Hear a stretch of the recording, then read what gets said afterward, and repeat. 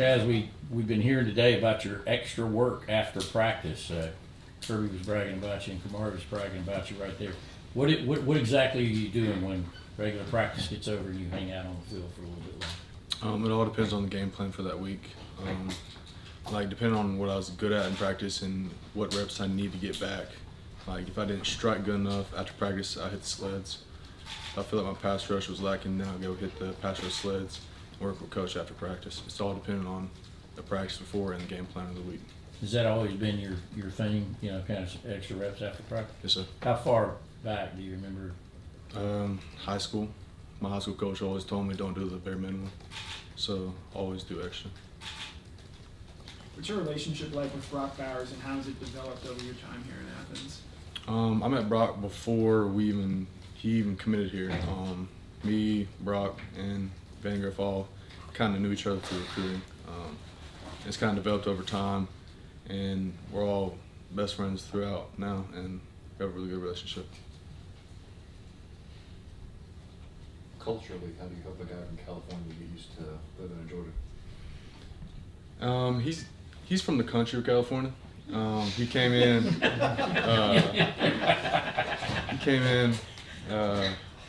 He could fish. He could hunt. So it wasn't that much of a cultural shock to him, but he transitioned very well. I mean, you've gotten to know him and everything, and you said you guys are good friends. What's it like watching him go out there and kind of have the season he had last year, and then go out there on Saturday and get all the attention he's gotten from opposing defenses? I mean, he's kind of become a star in short order. What's it been like seeing a friend experience that? It's really no shock because he does it every single day of practice. I mean, he's a great player, and he doesn't take a rep off in practice, and it shows. He plays in the game just like he does in practice.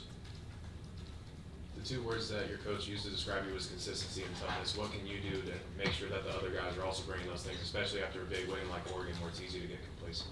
Just holding the standard. Not playing to the level of competition, but playing at our standard and how high that we want to play. Going back to like the Davin Bellamy days at Georgia, they kind of prided themselves as edge rushers as being and outside linebackers as being the Wolfpack. Is that right? Yes, the Wolfpack. So do you feel like they kind of helped set the standard a couple of years ago, and do you have a nickname yourself that some of those guys have given you? They set the standard for us, and we always try to be the toughest people in the field, most consistent, and try and be leaders on defense. And its nickname is White Wolf. Yeah, two Brocks. Do you call them Brock 1 and Brock 2, or when you say Brock, they both answer? You got nicknames for them too? It all depends on the situation.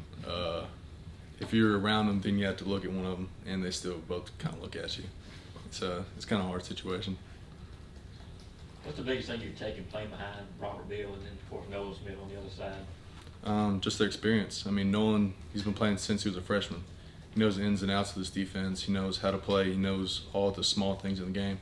Just listening to him and Bill, I mean, taking advice from them is the best thing that I can do, and just have it rubs off on me.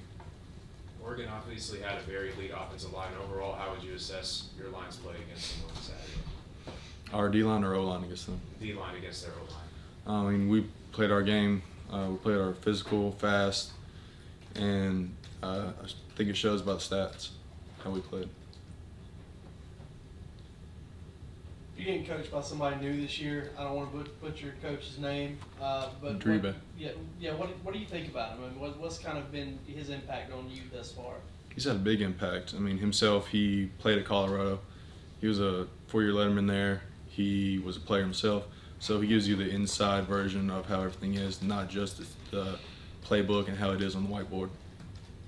Chaz, how much do you think guys that are second or third string, knowing they might go up against a top 25 team this week, know that there might be an opportunity for more playing time? Is that kind of crank up the intensity for some of those kind of guys? I mean, I think we practice to a standard every week anyways.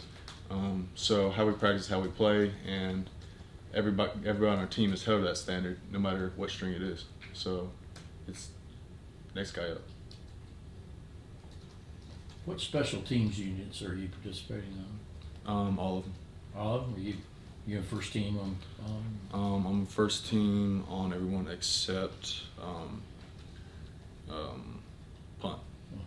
Yeah, I saw you out there. Thanks.